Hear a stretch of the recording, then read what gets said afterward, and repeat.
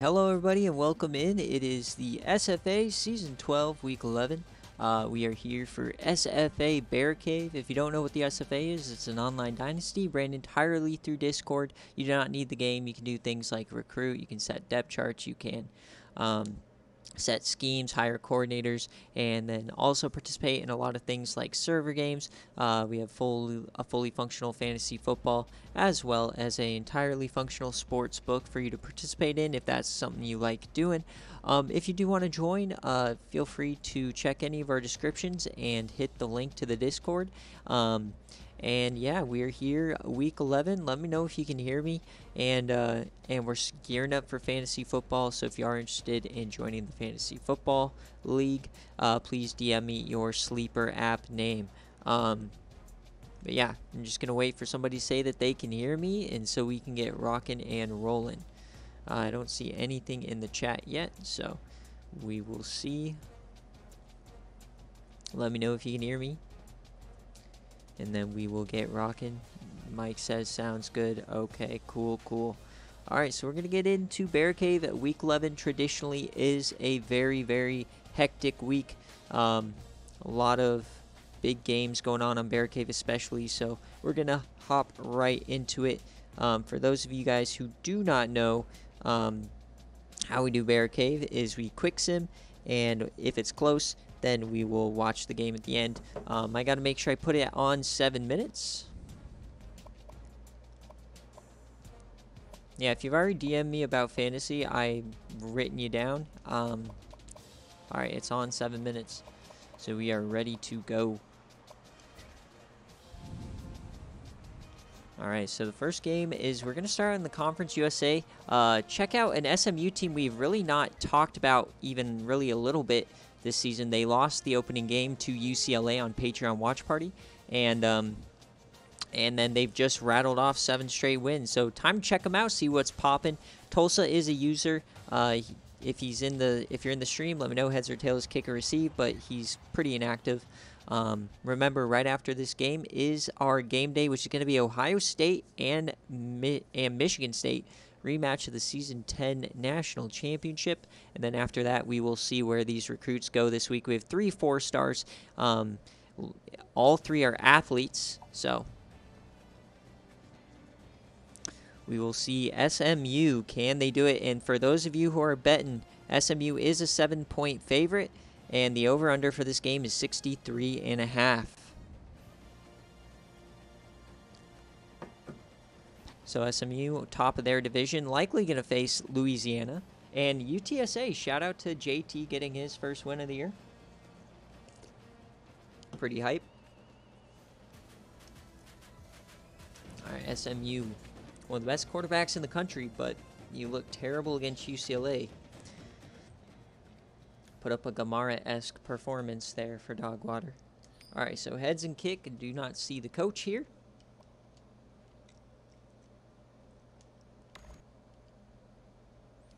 I didn't really see any upsets today other than Arkansas State. They went down. SMU gets out to a quick lead. Are they going to blow these guys out of the water? Only a 7-point lead, so the under hitting currently. SMU adds a touchdown. Are they going to blow the doors off of them? Tulsa fighting back. Remember, they do have that transfer quarterback from Cal. All right, and now we're starting to pop off here in the third quarter.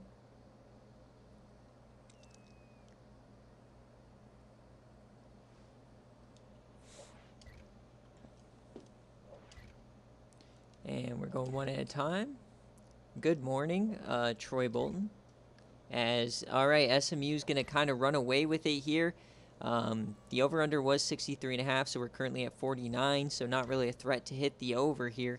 And remember, we do not jump in unless it turns out to be a close game, and that is going to be it. So SMU improves to 8-1 here. So you got McCollum. I mean, they just kind of dominated here. Luke Burke, he is the transfer from Cal. Didn't do too much. They had a good start to the year. Kind of tailed off a little bit. On defense, they don't have any SFA players. They got an interception from Lewis. Nothing else, really. Maybe tackle for loss here or there. And then Patterson big day for him, the 96 overall. He is only a junior. He might be back for next season. And then receiving. Lots of pancakes for that guy. And then tackles for loss, nothing extracurricular. They just did their job. Held him to 14. That's kind of what it's about.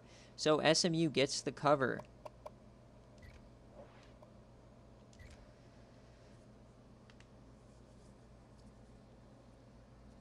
All right, so not a crazy start to the games today.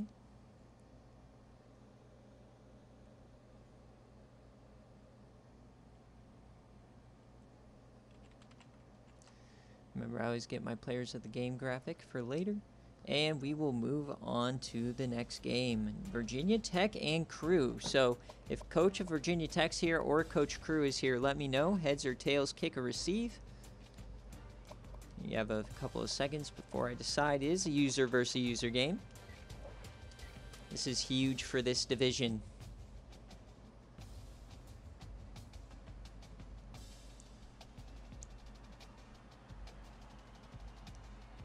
Alright, I don't see anybody, so we're just going to go with the visitor and see what Virginia Tech is about. This is probably one of the better Virginia Tech teams since the sim matchup era. 5-3, I can't remember a time that they were actually above 500 in the modern era. We got Pitt. Coach Crew. Led by Jaws Patterson. So those of you who are bettors, Pitt is a 3.5-point favorite at home, and the over-under of this game is 53.5.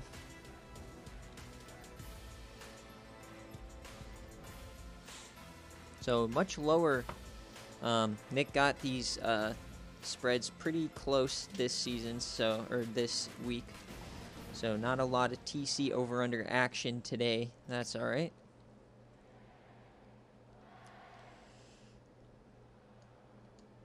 All right, here we go. 5-3. Winner of this game could take a stranglehold on the division because UNC lost, so it kind of gives that top spot up for grabs. And as you expect, super close all the way through. Expect this to be a very close defensive battle, as it's only 7-7 going into half, so not a lot doing on either side. They've kind of figured each other out. Pitt does break through here in the third quarter. Can they extend it? They add a field goal going into the fourth quarter. So now it's up to VT. Can they battle back, find a way to score? No, they turn it over or something. Give Jaws Patterson a short field. He converts.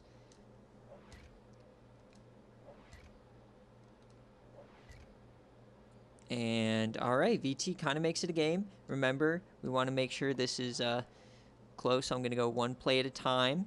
And I can't jump in until it's a one-score game. We're getting big play after big play. And there it is. That's going to be a touchdown. The extra point's no good by SFA kicker Ricardo Lorenzen. So here is the game. Can they get the onside kick? No, it is recovered here by Pitt. And can they find a way? Christian Bush picks it up. 54 seconds left. Technically, Virginia Tech can get the ball back with about 5 seconds left here because they do have those 2 timeouts.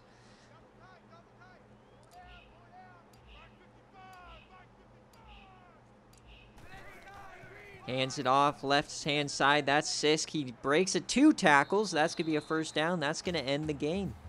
Daniel Sisk runs through 2 guys to secure the win here. We got to watch it unfold, though, just to make sure that Pitt does get their victory. So, victory formation here. And this is going to be a cover for Pitt, so that extra point made this a cover over a no cover, so that's a bad beat if you picked Pitt no cover.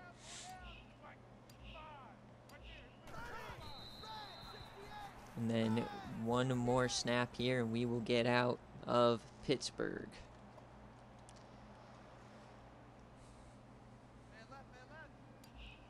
Massive win for Pittsburgh here. Freshman Jaws Patterson get to bowl eligibility, potentially #1 in the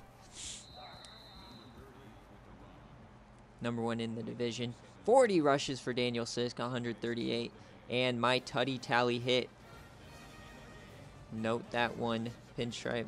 Sisk hit. Daniel Sisk, big day for him. He is my tutty tally. What do you mean doesn't count?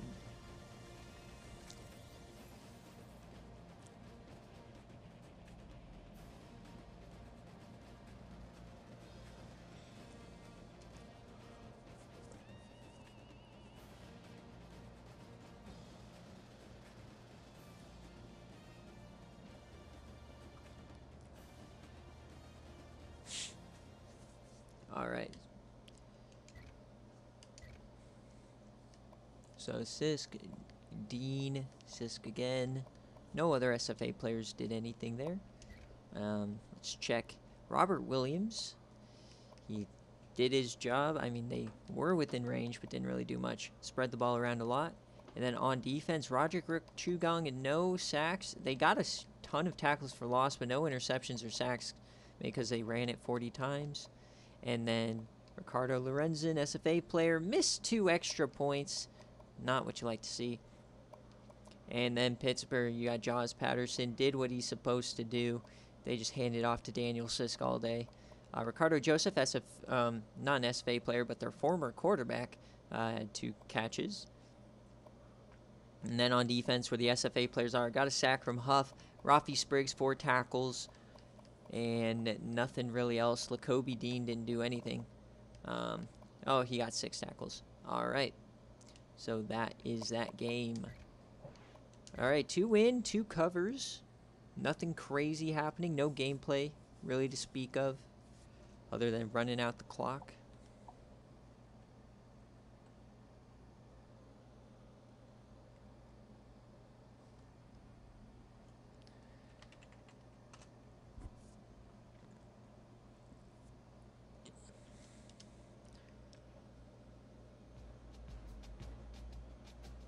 All right, next up we have a battle in the Pac-12. This is a big one for the North Division, as you got Cal and you've got Oregon here. Both 1 loss in the division.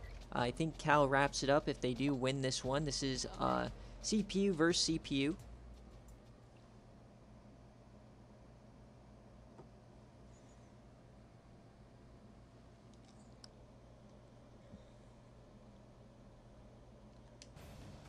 And we've got snow here in Oregon.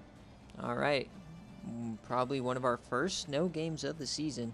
So for those of you who are betting, it is California as a 4-point road favorite. And the over-under for this game was 57.5. The TC over-under algo thinks that the over will hit here today. So we'll see what happens. 57.5. All coaching jobs, head coaching jobs are now open. You just have to have the prestige to get the job offer in the new system. So, Nathan, for you, Cal is not opened, unfortunately. All right. So, Cal ranked number 19 in the country, trying to find their way back to the college football playoff. We are on the road within a month in game here, so 4 weeks left. Here we go. Can Cal make a statement here, or is Oregon going to continue to beat teams that they shouldn't be beating? So 14-0 here in the first quarter. Not a good start for Mr. Chad Blunt. 21-0. Cal starting to battle back a little bit. Can they get it in? And yes, they do right before half. So 21-0. Battle back to within a score at halftime. You got to be feeling good if you're a Cal fan right there. Showing resiliency there in the second quarter. And now we kind of got nothing going here in the third. Oh, boy. All right, so back and forth now. We're going to need a big fourth quarter for the algo. Nobody deciding to score here. And boom, they get a safety rush by Chad Blunt. Looks like he pulled a Cardale Jones. All right, so now we're going 1 play at a time. Unless this game goes overtime, the over does not seem to be hitting. So it looks like we're catching an L there today. That's all right. as we are not within a score yet. So Chad Blunt, they got to start scoring quickly. And can they get in? They do. So they're down 3 now. And the extra point's no good. So, all right. So maybe we're going to get lucky here with some overtime. As Cal still has the 3 timeouts, they are going to try to get the onside kick, and they do not get it. However, they do have 3 timeouts, so there is still a chance here for Cal.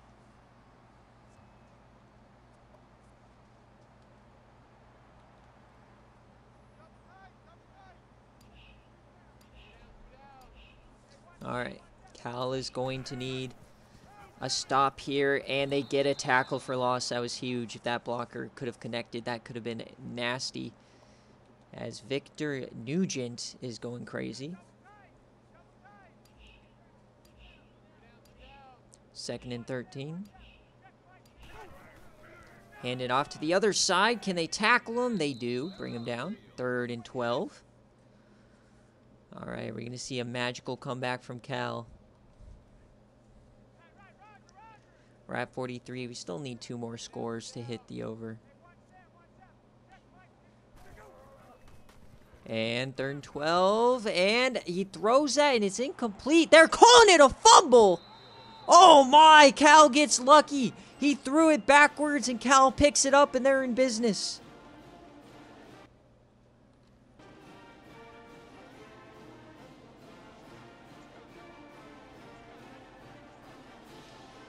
All right, Oregon completely chokes, and now you're giving Chad Blunt a chance here. He throws it away early.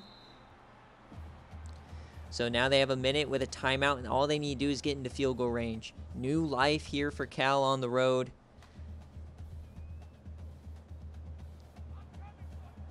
He looks like he threw it backwards off the helmet. As Chad Blunt dumping that off over the middle, and it's connected. 3rd and 5. They're going to have to start hurrying it up, though, as you see Christian Komet, SFA player, in the middle. And that's going to be a first down, potentially. Yes, it is. Reggie Horn gets the first down. 47 seconds left. I think it's over 50 passes here today for Blunt. Probably not how you're going to win a football game. That's all right. We're dumping it again over the middle. You can't keep doing that. You're wasting a ton of time getting these 1-yard gains. You need a field goal. They've got to start throwing it deep here. You got to get about 30 yards. They're going to now spike it. So you got about 30 seconds left with a timeout. But you've now got to get this first down.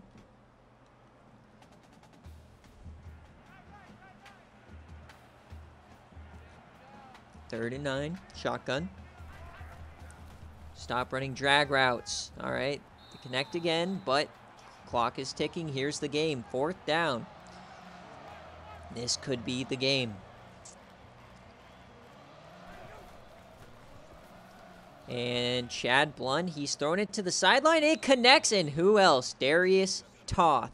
So they have time now. They need to get in field goal range. 13 seconds left. And they're right about the 39. Definitely not field goal range, so they're going to hopefully try to get it probably about 20 yards closer. See what play they come up with here. They just dump it off to the running back. He gets a ton of room. He's still going. As 7 seconds left, if they hurry up to the line, they can get one more play before they try a field goal, and that's what they're going to try to do. As they're going to run a play here. This could end up being the final play of the game. Yeah, they're not snapping it. This could be the final play. He's going, and he dumps it down, and the clock expires, and Cal loses.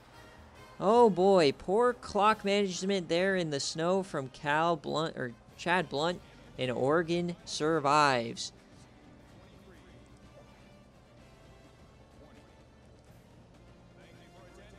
So Cal might have just given away the division right there and their chance at another playoff bid. They still are at 3 losses, so they are still a chance, but the hopes of the Pac-12 kind of rely squarely on the shoulders of Arizona State at this point.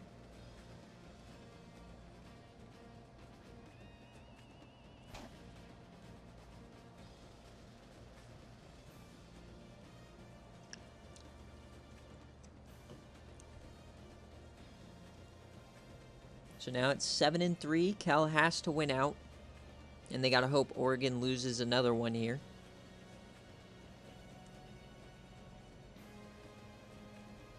Oregon, their chances at the playoff are gone. They still control their own destiny for the Pac-12.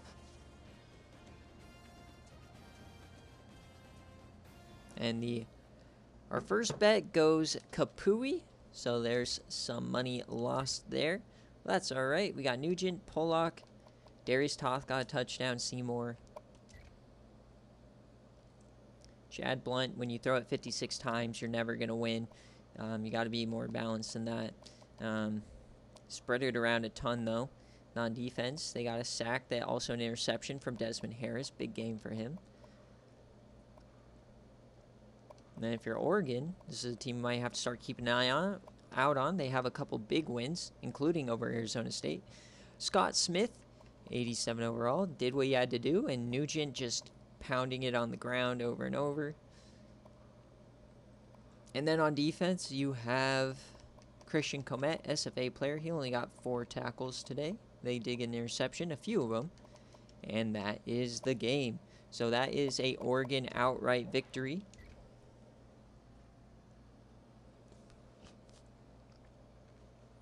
So I have 2 covers, 2 outright victories.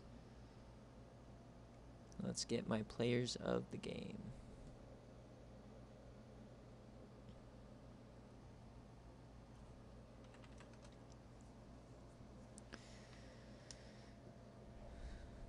All right, next up is we have Northwestern and Wisconsin. Coach Tribe, if you're here, I saw you earlier. Heads or tails, kick or receive. You are at home, so no heads or tails. I don't know why I'm asking you that. It's just kick or receive. And Mush, if actually, Mush is a user as well. Mush Brain, if you're here, heads or tails, kick or receive, you would get priority in this matchup. So let me know if you're here. Mush.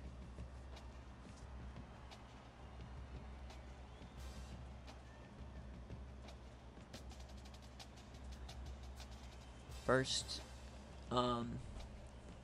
message I see, I will go with. Tails never fails for Mush. Nicely done. All right. So, Mushbrain, he's kind of been a god outside the Big Ten. Inside the Big Ten, he's kind of been Northwestern of the past, IRL, 1-4.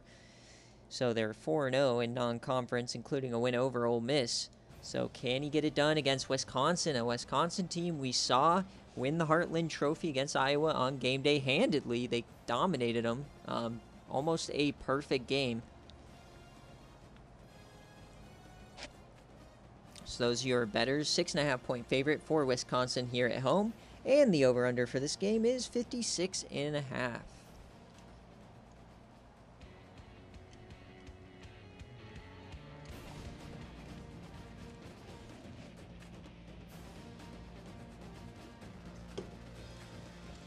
All right, we're at Camp Randall. He wanted tails never fails. And Mush, let me know, kick or receive. You won the toss here. You want to kick or do you want to receive?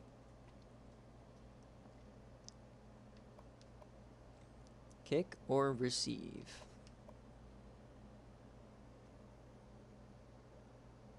If I don't see anything here, I'm going to have to press kick. All right, kick. And then Wisconsin goes defend right. All right, here we go. Number 14 in the country, Northwestern. And 3-0 Wisconsin. They take an early lead. And Northwestern cannot battle back, but they still have the ball. And no, somehow didn't score on that red zone possession. Wisconsin playing dirty. And here is a traditional Big 12 game, or Big 10 game. We got 3-0 halftime. You love to see that kind of a score. And who's going to score next? Wisconsin finally gets on the board, 10-point lead, but then, of course, Northwestern immediately responds. We've got a game brewing here. Wisconsin can't get it done there, but the defense. So Wisconsin, they still can't score. Northwestern, can they take the lead? And they do. All right. So now we're not quite at the point where we are going to go in, and 4th and goal for Northwestern, and they add a field goal. All right. So 2 minutes, 10 seconds on the clock. Can Wisconsin tie this game up? We saw them run their offense on game day. It's one of the best offenses we've seen.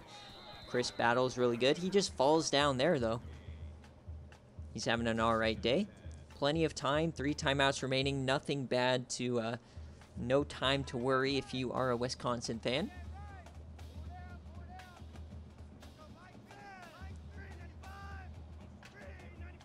Dan Katz in motion. We get a handoff. Battle reverses, and he goes for a hurdle. That was risky. 3rd and 6 now.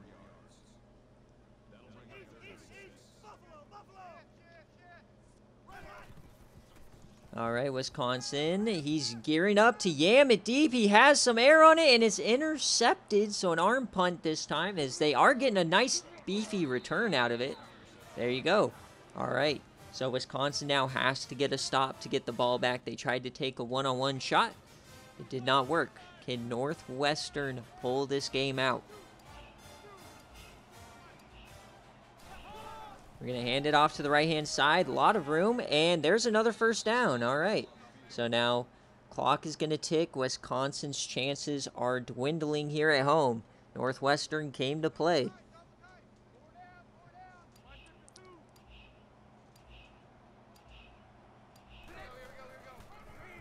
Handoff once again to the right side. This is literally the same exact play, and Andy Brown gets 7. So Wisconsin's run defense just not showing up here today. Inside the 40.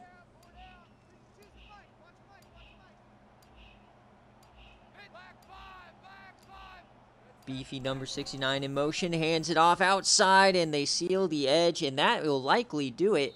They do push him out of bounds, though, so still a chance for Wisconsin if they can force some godly fumble of some sort.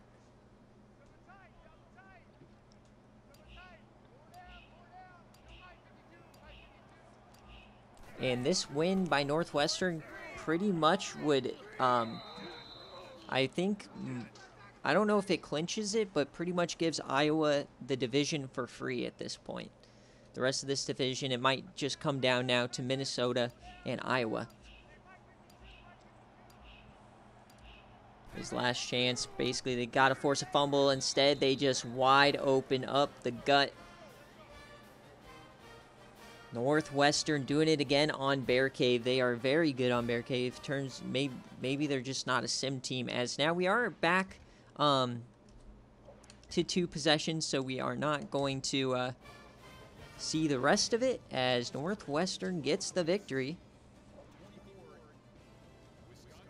Greg Benson here got a forced fumble and a fumble recovery. Wisconsin cannot get it done 2 weeks in a row. So if you follow the Instagram, I asked the question, can this win propel Wisconsin back to the top of the division race? The answer is no. 24-10, that is 34, so another under hits. This is a very low-scoring week so far. I may be wrong, but I think all unders have hit.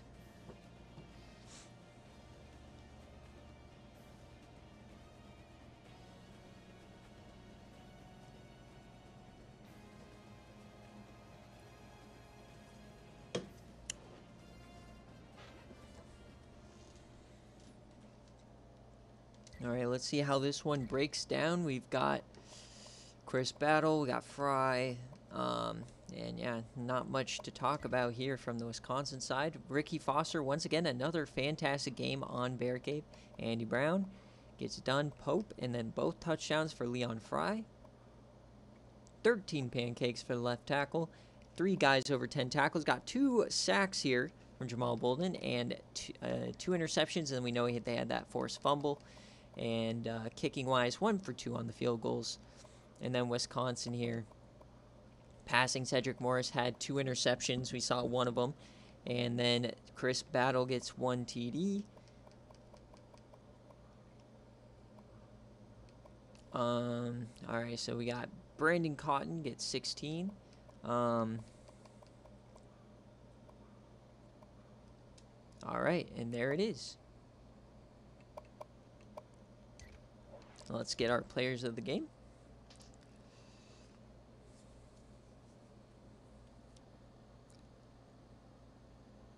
Why are we banning people?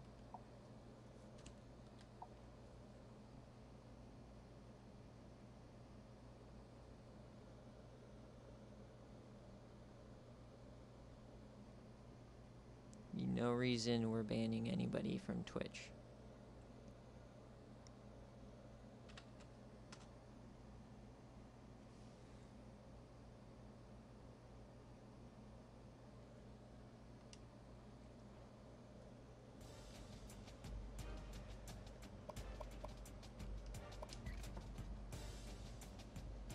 Alright, next game is Toledo and Buffalo.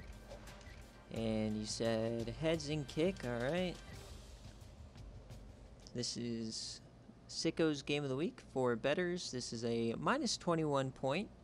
And then the over-under is 57.5.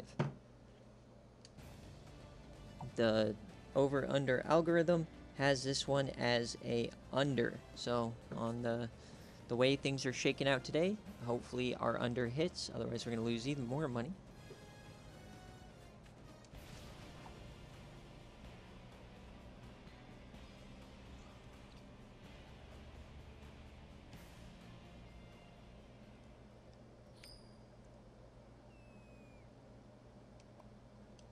Alright, he wanted heads and kick. Alright, there we go.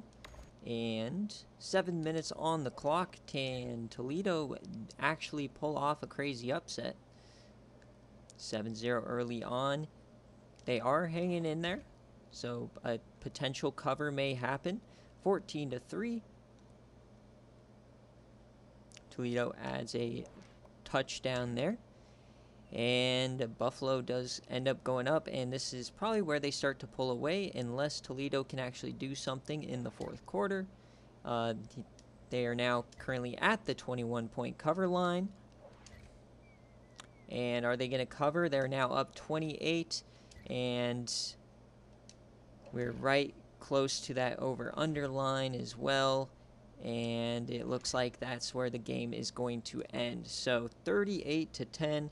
And the under does hit, so make our money back a little bit here, and we'll see how this one goes.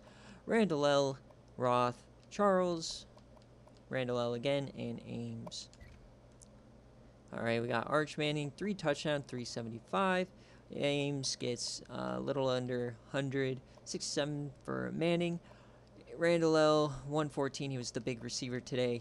Not much from Tyrell. And then defensively, you've got a sack from Clapp. You got 2 sacks from this Pendleton guy. No interceptions or anything like that.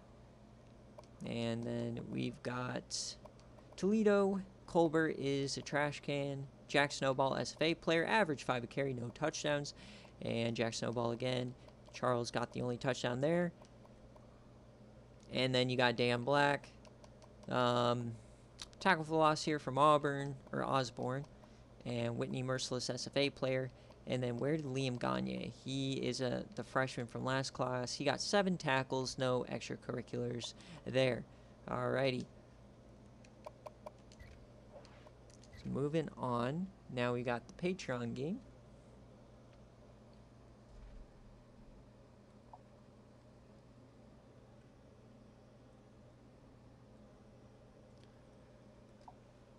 Get our players of the game here.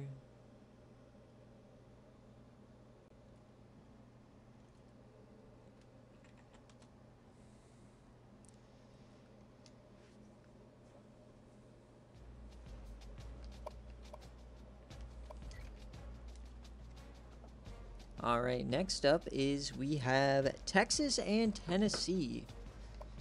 This is voted on by the Patreon users. They wanted a push. The other options were all Texas lines. So, Dave, if you're here, heads or tails, kick or receive. If not, Nick, head or kick or receive. First person to say something. If nobody says something here, I'll just go Texas and do heads and kick.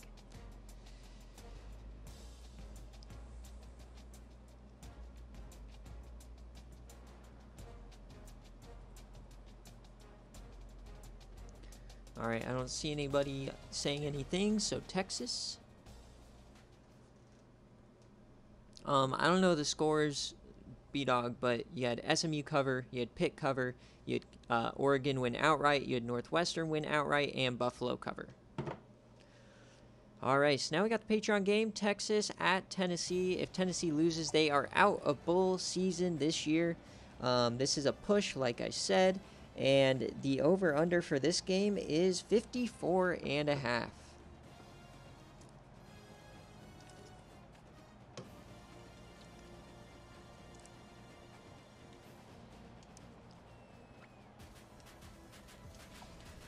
Tennessee avoid. We saw that their quarterback is going to the portal.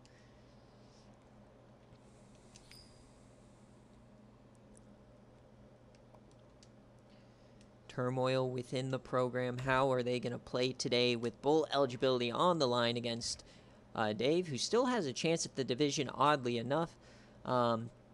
Tennessee, though, up 5-0. Stop the count. Can we get a scoregami, please?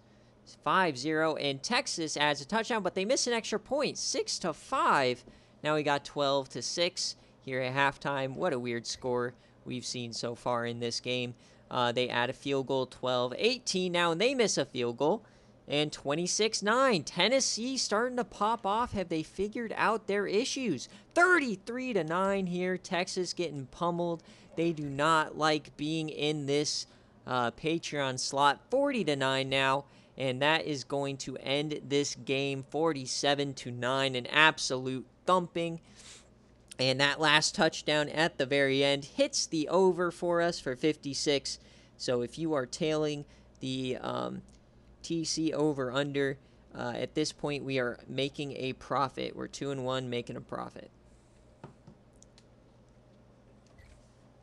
So let's see how Dave choked this one away. They got a safety. I mean, and then it was just downhill from there. Let's see exactly. Sal Easton, only 1 interception, no touchdowns. Phillips, only 84 yards. That's probably their problem. And then SFA players, they got a couple sacks here and there. Nothing crazy from their guys like Mustafa Farouk or Sonny Myers.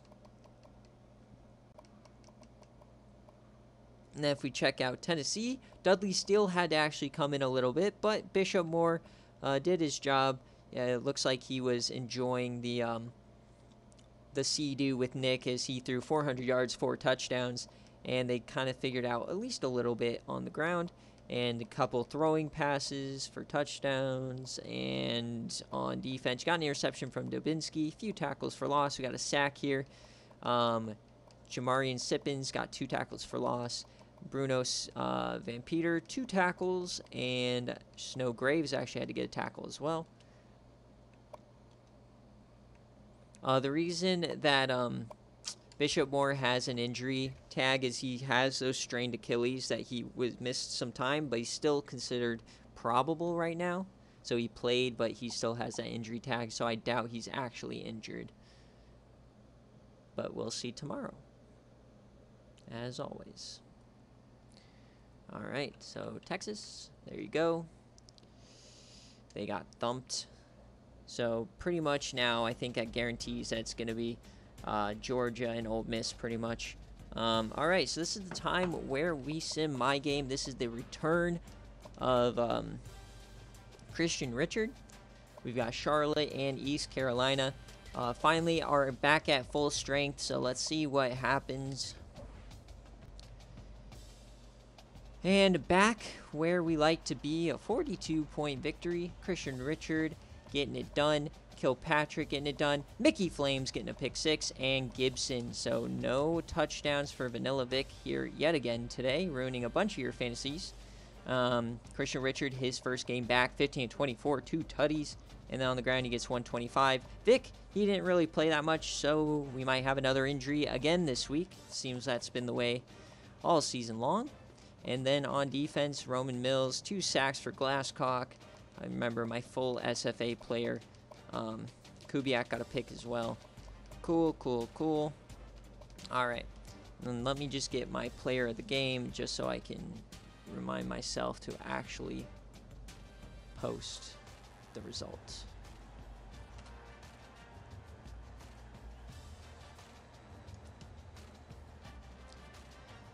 All right, so moving on to the right side of the graphic, this is when shit gets serious. We've got now Nebraska and West Virginia. Chewy, if you are here, heads or tails, kick or receive, you get priority over HUD because you are on the road. This is where it starts getting big. West Virginia controls their own destiny.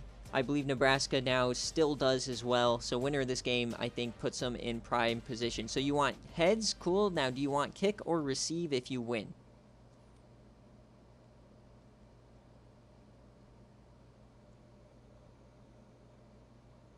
Heads, kick or receive? Heads and kick. Beautiful. Are we going to have a Paul Sanford sighting if you're on the Sickos game of the week? I think I picked this one because I believe in Paul Sanford. But if you're betting the spread, it is a 5.5-point favorite for Nebraska. And if you are thinking about that over-under, it is 60.5. We haven't really seen much from West Virginia this year. They just keep winning. This just like Virginia Tech are a team that hasn't really been good in recent memory. All of a sudden, they burst onto the scene this season, quietly 6-2. Now, they don't really have that big of a that great of a schedule, so we're gonna really see how this plays out. Chewy saying corn over coal. I like that comparison. Remember, folks, after these games, we've got game day and then recruits a little later on. One of the most hyped weeks for recruits, and also probably the most submissions we've had this season, I believe, since like maybe the first couple of weeks. So those are all coming later. But we're at West Virginia, and West Virginia starts, and they scoring twice. 9-0 early start. Nebraska battles back, though, right there. Remember, Nebraska still without their starting quarterback, or starting running back, I mean. 16-7. Nebraska scoring again, though. So a 2-point lead for West Virginia headed to the third quarter. Can they get it again? Yes, they do. Up 4. West Virginia not going away. They're hanging around, kind of what they've done all season long. But Nebraska goes back, takes the lead. This one might be one where the last team to have the ball is going to win it.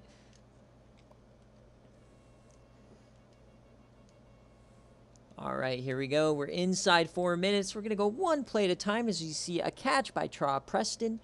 And can they take the lead? They do. Nebraska extends it. So I cannot jump in. It is still a 2-score game. So we're going to have to see a West Virginia score here. And it's 4th down. Are they going to go for it?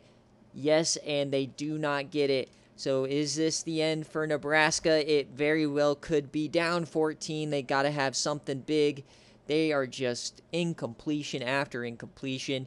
And that is going to do it on the West Virginia Dream season. Nebraska pulls it off on the road. They get the cover. Easy money.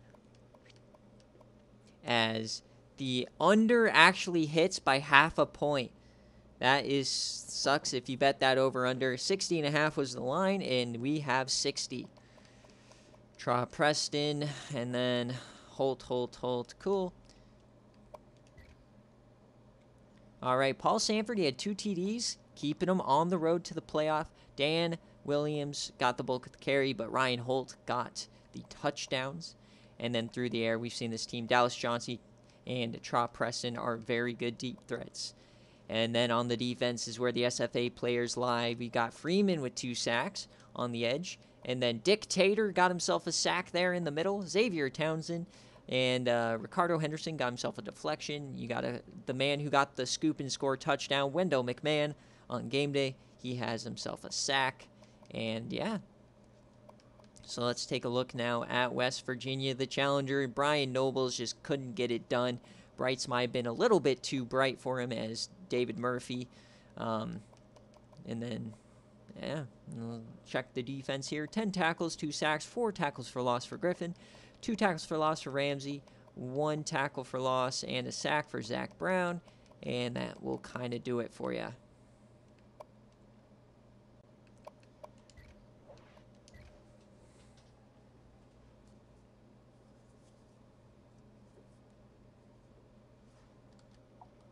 Committee will not start until after week 13.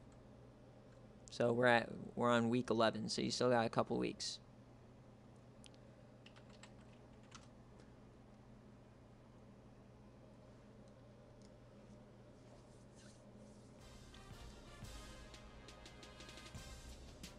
All right. So next up is we've got Clemson at Florida State. Oh my, we've got a benching now after one loss. Yeah, I decided to move the committee to be 13, 14, after the 13th week, after the 14th week, and then after CCG, so it's only 3 times, because the last couple of seasons, the people who are on the committee don't show up to the meetings, and or there's not really a lot of movement just because there's sometimes not a lot happening between weeks 10, 11, 12, so figured I'd just eradicate those, leave it up to the coaches poll, and have the 13th one be the initial one, and then after that we'll know the division winners, so there'll be new information, and then we'll know conference winners and the final one, so just making it a little bit easier. All right, I need heads or tail, or just kick or receive for Florida State. This is a big one. Number 1 in the country, Florida State, or Clemson, and battling the red-hot Florida State Seminoles at home. Oh boy. Neither team has lost a conference game. Winner of this pretty much wins the division unless Florida State just shits themselves after a masterclass performance here today. So those of you who are betting, Clemson is a 7.5 point favorite on the road. Obviously, reigning national champions, undefeated. They're going to get the benefit of the doubt every single time. And the over-under for this game is 57.5. Clemson, we really haven't seen this team that much. We haven't seen them on a game day yet. We've seen them a few times on BearCave, kind of just shit on people. And then last week, they barely survived against Syracuse. So we don't quite know a lot about this team. Is Florida State the one to do it? They did win the ACC a few years ago in Season 10. So when Llama was the coach, Florida State starts it out with the early touchdown. They take a 2-score lead here in the first quarter, but hey, it's Clemson. And right before they get a 61-yard rush from Hill, they're going crazy. They're up 2 scores. They're going to take a lead. Is Clemson on the ropes, the number 1 team in the country, have not lost, and they battle back here in the second quarter, down 3 at halftime. I'm trying to remember the last loss this team had. It was to Georgia Tech in the regular season last year, so early on, I believe. So I think it was like week 6 or week 7. So they have not lost in quite a long time, probably 20 in a, maybe not 20 in a row. I think they're at like 14 or 15 in a row. But next quarter, 26, and they fly off again, and no scoring, and oh my god, this is going crazy back and forth. It's a 5-point game. The over-under has been, I believe, smashed. Yes, it has. We got a quarter to play. We already at the over, and Clemson, though, can they battle back? We're going 1 series at a time here. And an interception by D'Erico Claxton. That's not what you want to see. And they are going to capitalize and take the lead. All right, I'm just going to go. This is a big game, so we're going to go play-by-play now. Florida State driving on down. Can they punch it in? And they do. They are not taking anything from Clemson. They do not give any fucks. As Clemson now battling back. And it's 4th and 10. Are they going to go for it? No, they punt it. So Florida State, and they get a touchdown! An 84-yard rush, and that's going to be Clemson. It's now a 2-score game. I can't even jump in. It's an 11-point game. Clemson on the ropes. They've got to get something going and fast. They're moving the ball, moving the ball, moving the ball, and boom, they get a touchdown now. And the 2-point conversion is good. It's a 3-point game, but they have to get the onside kick. Can the number 1 team in the country somehow survive? No. Florida State is likely going to win this. They don't have the timeout, so Florida State with an absolute smashing upset here.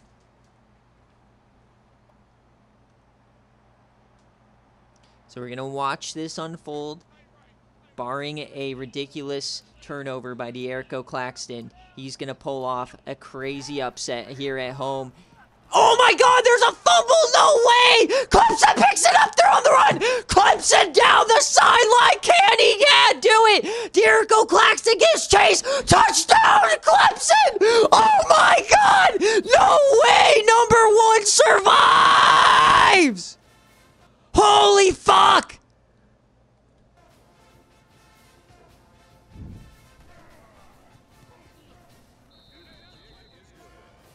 What? The scoop and score to survive. Clemson is just the team of destiny every single year. That never happens. Against in the Rose Bowl last year, on the goal line, they were going to lose to Ohio State, and they get a scoop and fucking score with Martin Black. And here they are today, getting the scoop and score. I got to figure out who forced that fumble. If it was Martin Black, I'm going to cream my shorts. But Florida, this has been a one crazy-ass game. Florida State still has 3 timeouts. They still have 19 seconds left. This is far from over.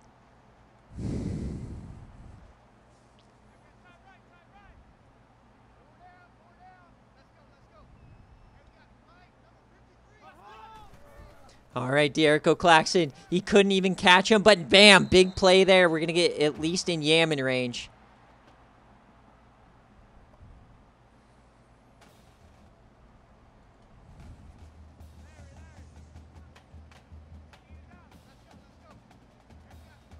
All right, Jericho Claxton, what can he do? 14 seconds left. He's throwing it to the sideline. Wide open, man. Amonra Leuha, they use a timeout. 11 seconds left. 2 plays here. Question is, do you just take a couple shots at the end zone, or do you try to get closer? Remember, you have to have a touchdown at this point. 11 seconds left. If Clemson somehow survives this game. He's yamming it deep! 1-on-1, and it's knocked away by Todd O'Connor. Leuha couldn't separate. 3rd and 2. This could be the game. 6 seconds left. Florida State had it. They were dogging Clemson all day long. But a vital mistake. Can they save it? He's jamming it deep again. It's caught. Time expires. Terry Nichols, and Clemson survives. Unreal. Dead to rights. The onside kick didn't get it done. But look what happened here. The scoop and the score. The big defensive tackle gets on his horse and gets it done. Claxton couldn't survive. And oh my God. That was a good one. The MacGuffin survives another week. Clemson still at 1. Unreal. Jackie Moon, I got to tell you, that is up there with one of the worst chokes we've ever seen. You're getting a falling apart for that one. 100% getting a falling apart. You take the 2-score lead. You let them battle back. You get the onside kick. It's over. You just got to hang on to the ball. And then that is Martin Black. I swear to God, that was Martin Black. That was number 53. If Martin Black did it again, I'm going to cream my pants. That had to have been Martin Black. I swear to God, he's 53. Is somebody looking at the logo? It had to have been him. If he forced that fumble, I'm going to cream my shorts. Game Day Greats, it's going in Game Day Greats as well. Game Day Greats is, yeah, that's a given. All right, well, first, before I cream my pants over here, let's see. I mean, Hill was going absolutely bonkers. Look at this. Fucking destroying these kids. Stowey, they did battle back. Stowey, who is an SFA player. And then, look, 2 touchdowns, and Battle gets the return with 23 seconds left. You can't make this shit up, man. I don't know why Clemson's so godly here. But look at this. Hill, 236 yards, 4 tutties, and he fumbles the ball to lose the game. Probably the best game of his career running the ball, high school, pee-wee, college, and it will be the worst performance of his life, all because of that fumble. Looking at the defense, they got a sack. Lashard Weeks got some tackles. Corey Williams didn't do anything. And Matt Sapp did get an interception. All right. Jericho Claxton, 23-38. Oh, wait. Let's go to Clemson here. 5 touchdowns for Walter Hearn. He's in the Heisman combo. We know Brandon Charles. They didn't really do much here. Stowey, SFA freshman, doing his job.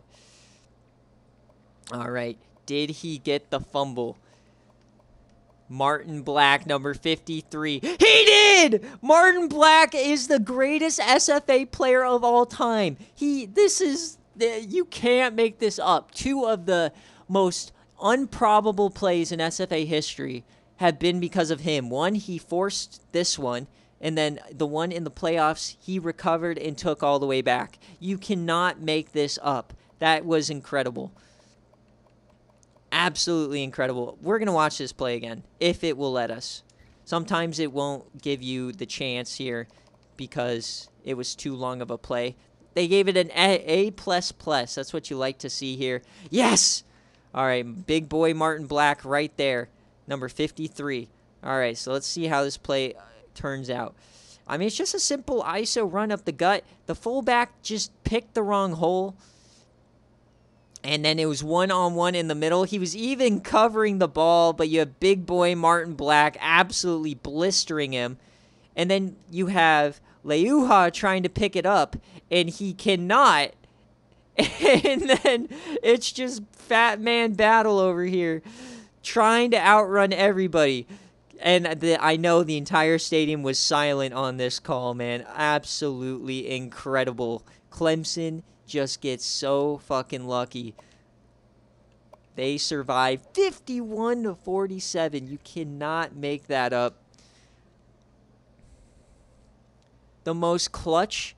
I mean, that right there, that pretty much cements our guy, Martin Black, as probably the most clutch player we've ever seen. You have to. He carried them to their first natty on defense. He had like interceptions, tackles, sacks, fumbles, all that stuff. He carries them to the playoff again and wins it for him last year. And then this saves the season. He's going to be a first ballot easily. I mean, in my opinion, but you got to get the votes. But goddamn, that is insane. I'm telling you what, I'm never taking him off the ballot. Ole Miss and Arkansas, how do these teams take the field after that one? That was crazy. All right, Ole Miss, let's see what they can do here. This has been a very quick BearCave. We really haven't seen much. But we have a couple games left, some big ones. So Ole Miss, they are a 4.5-point favorite here. That was a Clemson no cover on that last one. So Clemson is a 4.5-point favorite, and the over-under here is 58.5. So that last game went absolutely nuts on the over-under. I'm still coming down, dude. Martin Black, I can't wait to go back and edit that one and see the call. That was wild.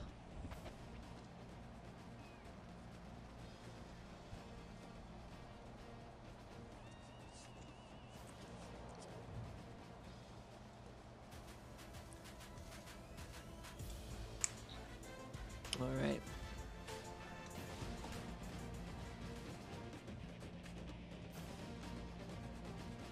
Ole Miss, Arkansas. Can Ole Miss save it now? I mean, shit. I cannot believe Florida State lost because of a fumble like that. That's just so tough. Poor Jackie Moon. He's going to have to think about that his whole flight as well. All right, you got Arkansas battling back here. Nice, nice. Remember, they barely beat a Tulane at home last week, so we'll see if they can do it again. They are staying in it. Now they're down 2 scores here. And Ole Miss starting to pull away. Can Arkansas somehow stay in it? They get the ball back, and boom! Right before the 4th quarter, they get a big play. All right, but Ole Miss, once again, gets a touchdown. They are staying tough. And they extend it up to 20 now. as the over hits there. And that's going to be that game. So Arkansas goes down. So the Big 12 is not so scary after all. Matt Ryan doing his thing. Nate Robinson doing his thing. 3 TDs, 1 interception. Nate Robinson, 2 touchdowns. Boozler, no TDs yet again.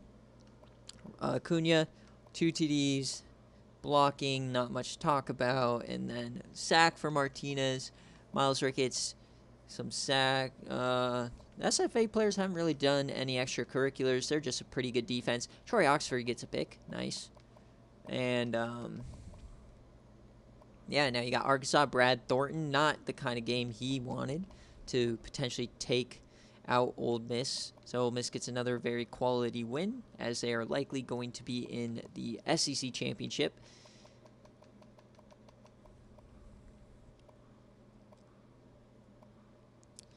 All right, so that is the second to last game, I believe, of our stream here. Remember, after this game, we've got game day, and then we've got recruits later on tonight, but I don't know how anybody can upstage what just happened down in, I believe, isn't that Tuscaloosa?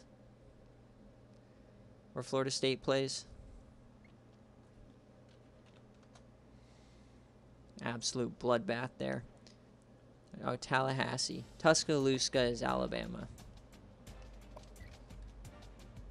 I get those mixed up. You know, it's nasty South. Long, weird names that start with a T. What can I say? All right. Last game here of BearCave, and it is going to be a prediction, so get your Bob and Us ready. Who wins? Is it going to be Iowa State? Or is it going to be Baylor? This game that always has a ton of lore and division stuff surrounding it. We got Tails kick from Ron. And a loss here for Baylor ends their 6 straight years of being in the CFP. They are, I mean, with Kansas winning today, they're basically on their last life. Kansas has to lose out on their conference games. So, gonna give it a minute here. Can Iowa State? They do not have Kiko Strong, unfortunately. Baylor does have all of their players back. So we'll see what happens, though.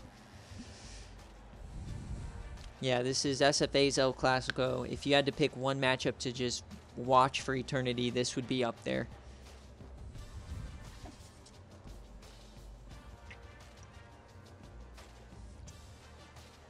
We got to see this game twice last year, and they split.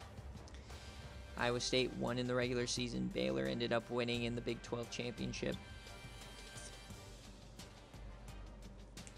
Or no, it was the other way around. Actually, no, it wasn't. Baylor won the Big 12 championship. All right, so 7K versus 12.9. I think Baylor is the favorite according to you guys. All right, Ron, tails and kick. Let's see, can he keep his season alive? A third loss after Nebraska got the win would definitely be bad. Now, remember, you could win out and still be fine. I think you control your own destiny, as you have the head-to-head. So you just got to beat Baylor, which is a tall task, especially when we are in Waco.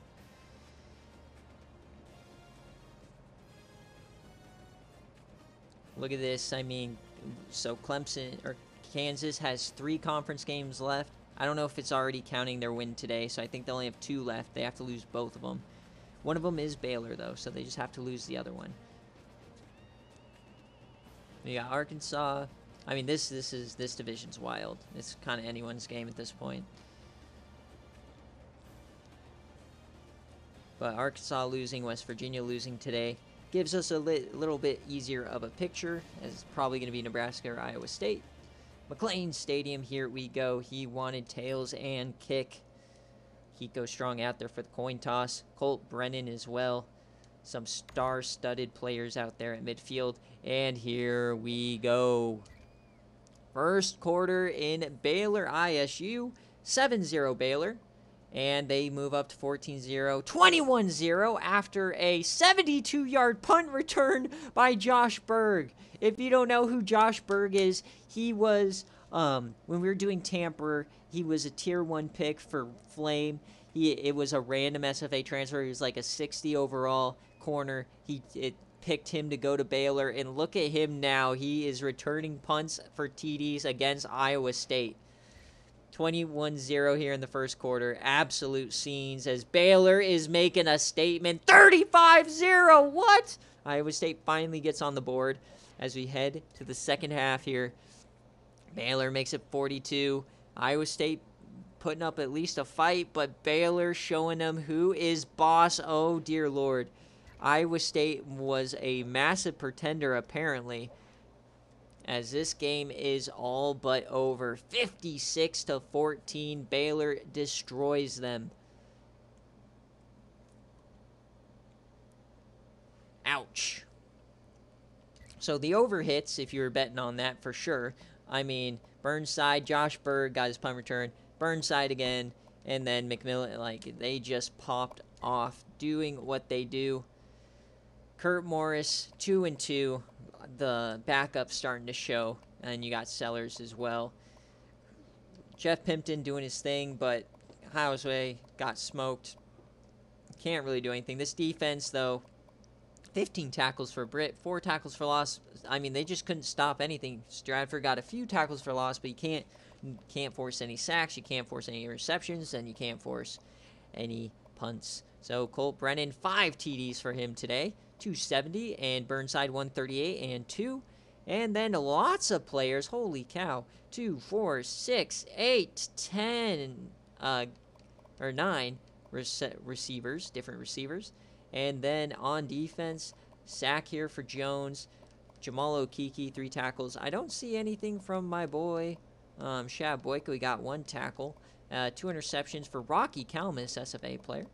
All right. Baylor doing what Baylor does. Ole Miss, yeah, they covered. Hey, based on how this season is gone, that was a good line. It's just, it seems like Iowa State, the backup quarterback, finally caught up with them here once they faced a really good team. And then Baylor obviously got 2 unlucky losses because Colt Brennan was hurt. So it's one of those lines where realistically it should have been higher, but based on recent performance, realism, it would have been a 3-point spread somewhere around there. But a big day for Baylor. And as is tradition, we just got to make sure that was the final game, and then we'll check out next week. So let's go through. Obviously, this is game day coming up here in about 5 to 10 minutes, and that is it. So week 12 is upon us. You got Arizona State and UCLA. Iowa State taking on Missouri. Georgia Southern, USF. Kansas and Baylor. This is a massive one. Baylor, it's a must-win for them. Michigan, Michigan State, Utah, Arizona, battle of the trash cans. Buffalo, Akron, ECU, Navy. Navy's been surprising. They did beat Notre Dame, so you never know. Mississippi State, Georgia Tech, Virginia, Wyoming, TCU. That's a funny one. Moving on, seeing if I see any big-time games. Clemson, Louisville, not really. Ooh, Texas A&M could be fun. Wisconsin, Illinois. Tough loss for Wisconsin today. Penn State, Ohio State.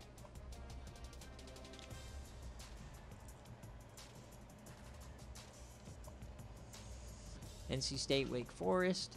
Air Force, San Diego State, Fresno. Houston, Boise. Not a lot of intriguing matchups yet. LSU, Ole Miss. Cal, tragic loss today. Alabama, Notre Dame, that's a good one. SMU, LA Tech. Army Records, Texas Tech, Nebraska. Florida State, Boston College. This one has a lot less meaning now. Alright, so that is week 12 for us. So probably going to get a unique game day. Not quite sure. Probably going to be Kansas Baylor, if we're being honest. But yeah, thank you guys always for watching BearCave. I'll be back in about 5 to 10 minutes. This VOD will be posted a little later, but we're going to get game day cracking, and then recruits are a little bit later on. Once again, thank you always for watching, and we'll see you in a few minutes.